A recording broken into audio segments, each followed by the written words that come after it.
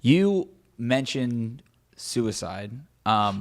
Did suicide ever come into your mind, and when did that happen? I would say suicide entered right when everything fell apart. That was the first time I actually seriously thought I would be better off dead.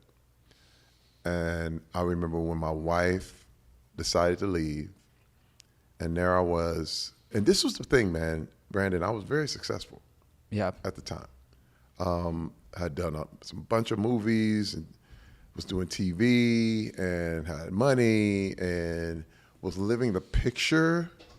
But then my personal life, it was a shambles, man. Mm-hmm. There were things I never told my wife, never told anybody. And I was just afraid that this thing was going to fall apart. Like, it's like having something up on stilts and you keep building it really, really big, but you're looking at these stilts and they're just bending. Yeah. you know? Yeah. And that's where I was. I was like, oh man, I knew my marriage was going to fall at some time. And I knew this precarious little picture was going to fall over. Mm-hmm. But Hollywood didn't care about that. Right. Like, if it did, it happens many, many times. So they were like, hey man, they don't care if you lose your wife and kids. They don't have. There's not a problem. In fact, we'll give you more movies if you right. And I hated the way I was thinking like that.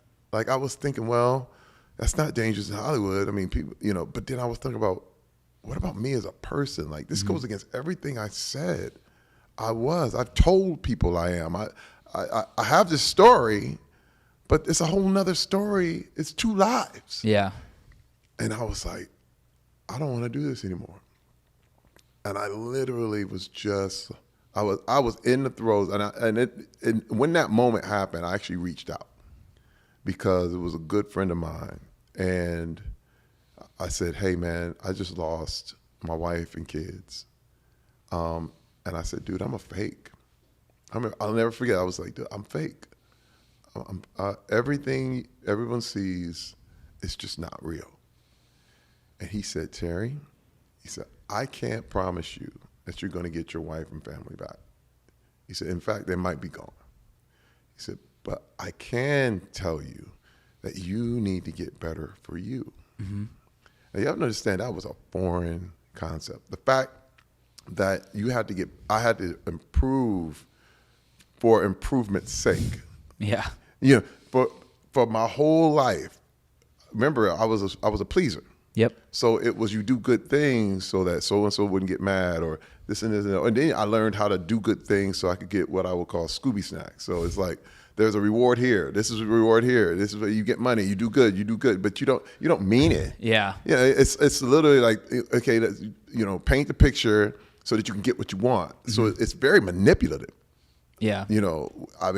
I learned how to manipulate people. Right. But I didn't learn how to do good for goodness sake. Like, there was no internal locus of control there. Yeah. It was always about manipulating people so you could get what you wanted. And I was like, just for me? Like, I've never done that. I don't understand what that means. And then that's when I knew. I said, I don't know where to go, but I've never been to therapy. And I decided to check myself in to this place. It was called Psychological Counseling Services in Phoenix. And I'd heard about it. It was dealing with sex addiction.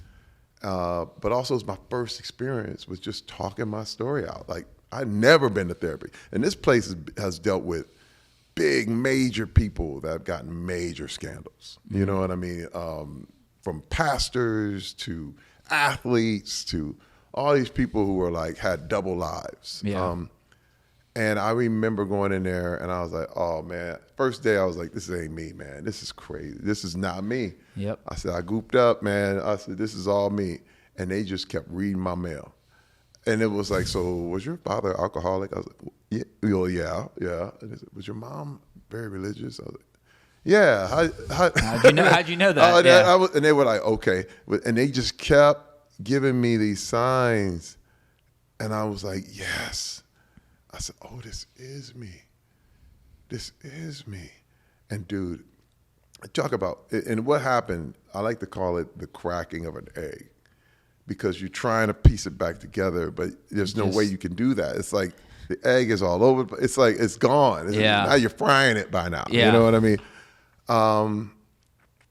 The hardest thing, man, I just remember going back to my room, because it was an intensive where you stay all day. It was like 12 hours, and you go back home.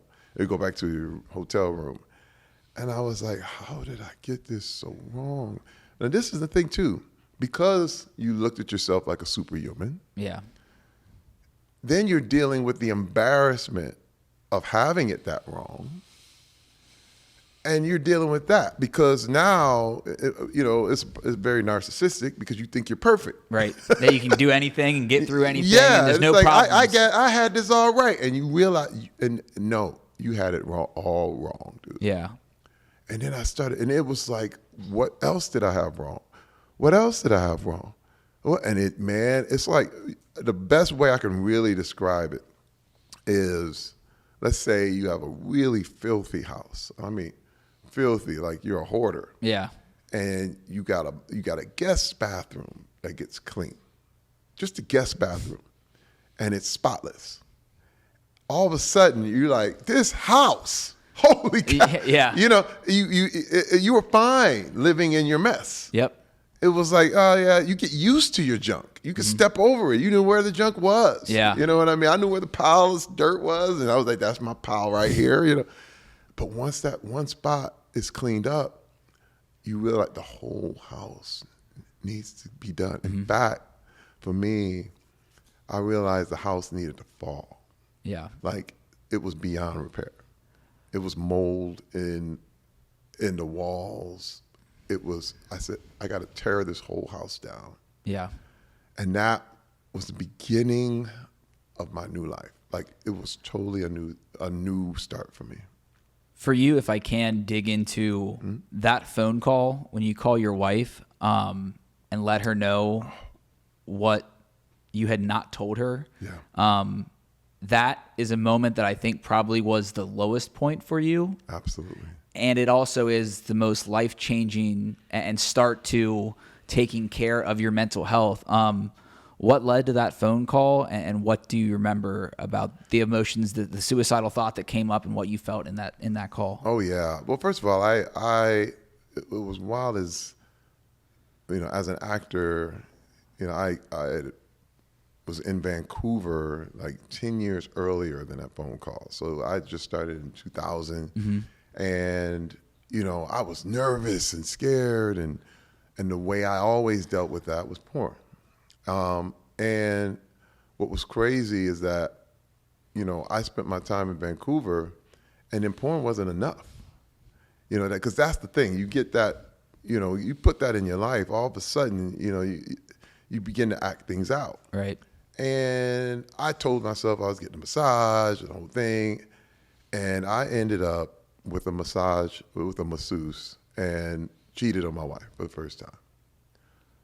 And I said, okay, I'm going to go to my grave with this. Like, I don't believe I crossed this line, but I will never tell. Like, again, a lot of the things that I'd already done, I said, I'm going to be private. But this one was like, holy cow, I crossed this line. And what was wild is that my wife was always suspicious. Yeah. And I'd start arguments to basically get out of it. Like, what do you mean? There's ways I knew to be very manipulative. Yeah. In order to not be questioned anymore. Start arguments, and she's like, fine, whatever, I'm all right. What, and so I held it. It was my secret, and I kept it secret. And then I'll never forget, because what happens though, every time something like that happens, and every time you use pornography, I got one step away from my marriage more and more. It was like putting a brick. Yeah. It's like, again, I would really compare it to any other drug. If you're using, every time you do, you're one step away from the people who love you. Yeah. Every drink puts you one step away from those who love you. And for me, it was the same thing with porn. And I said, and we were just getting farther and farther apart. Like I couldn't see us being married to this spot. Like Yeah. it was just, when is it going to happen? Not if, it's just when. Yeah. And dude, we were arguing on the phone, and I'll never forget, there was a moment when I was just tired. I was just like, I knew who I was, because I knew, you know you're lying. You live with it. See, the question is the question I used to always ask, which was crazy, is that I would go, why doesn't she believe me? You know, and I always put it on her. Like, why don't you believe me? But everything changed when the question became, why am I lying?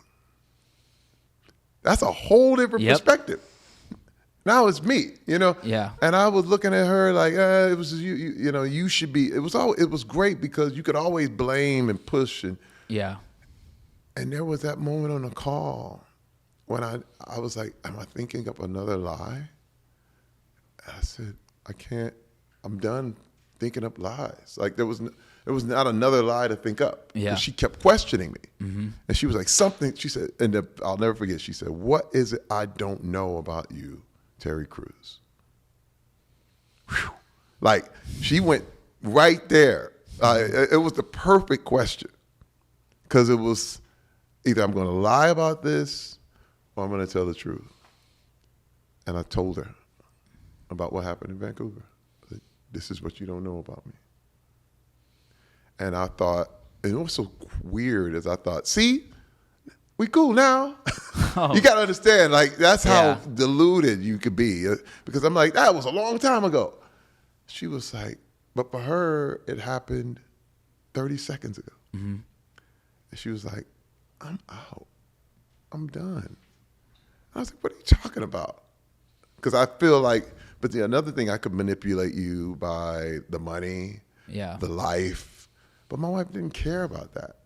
You know what I mean? She's like, she never cared about any of that stuff. Yeah. That was all me. That was all my little man world. You know what I mean? She was like, I'm never been with you. I married you and you were broke. You had nothing. Loved you.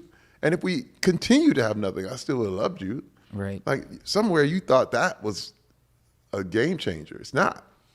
But this is. Yeah. This, you're not being honest. You're not being loyal. You're lying to me all these years. And I knew I lost her. I knew it was over. It was crushing. Dude, when I say crushing, I'll never, it was a darkness that I can't describe. You know what I mean? It was like the world closed in, and and I fell in a hole. And the only way I could have got out was if somebody reached down. And that was my call for help.